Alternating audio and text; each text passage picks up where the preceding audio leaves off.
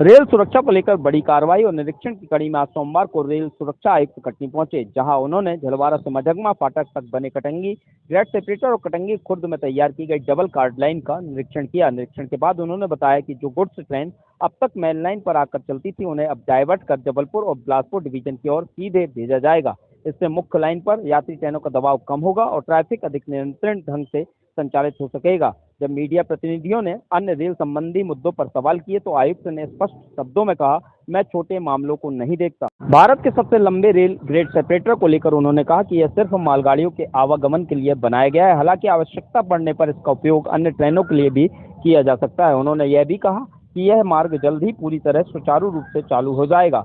वहीं हाल ही की भारी बारिश के दौरान झलवारा के पास बने रेल अंडरपास में पानी भरने की स्थिति ने यात्रियों की मुश्किलों को बढ़ा दिया था।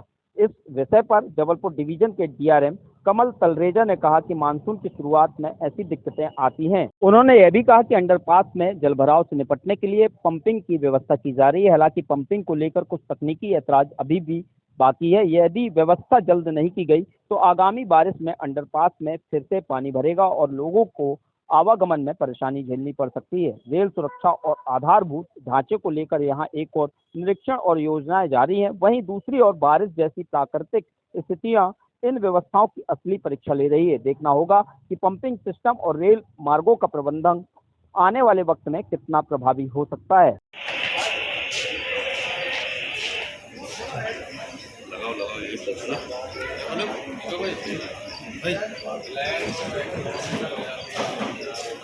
इसका फायदा मिलेगा।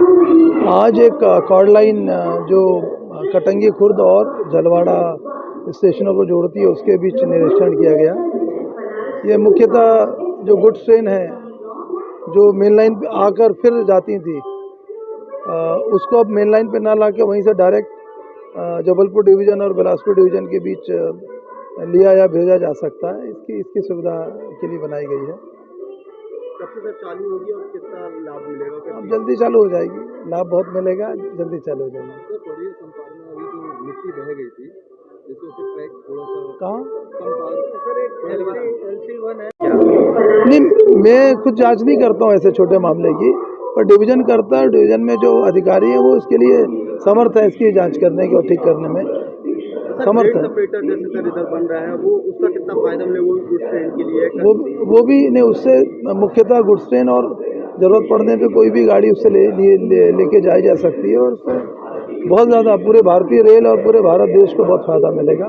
सर एक ट्रैक बहाल कर दिया गया, सेकंड ट्रैक कब तक बहाल होगा? कौन सा ट्रैक? ग्रेड सेपरेटर का एक ट्रैक को बहाल कर दिया, चालू हो गया, बन के तैयार। नहीं, अभी चालू नहीं हुआ है, दूसरे साइड पर वो जल्दी चालू हो जाएगा। दूसरा भी कितने महीने हुआ?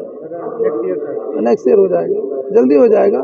लेकिन उसका यात्री सुविधाओं से कम सरोकार है, उसका मुख्यतः उपयोग गुड्स ट्रैफिक में है।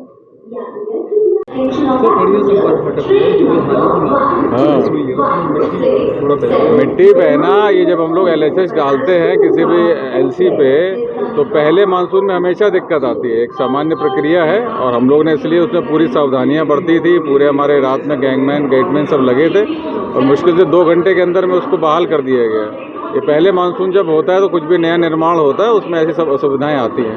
सर अभी वो ब्रिज में पानी बहुत ज़्यादा भरा हुआ था और कुछ लोगों ने प्रदर्शन भी किया था। हाँ, तो वो पानी अभी निर्माण कार्य हुआ, पानी इतना ज़्यादा भर रहा है तो उसमें पंपिंग जब व्यवस्था हो जाएगी तो पानी नहीं भरेगा। लोग पंपिंग व्यवस्था करने में ही बाधा डाल रहे हैं, वो दिक्कत की बात है ना।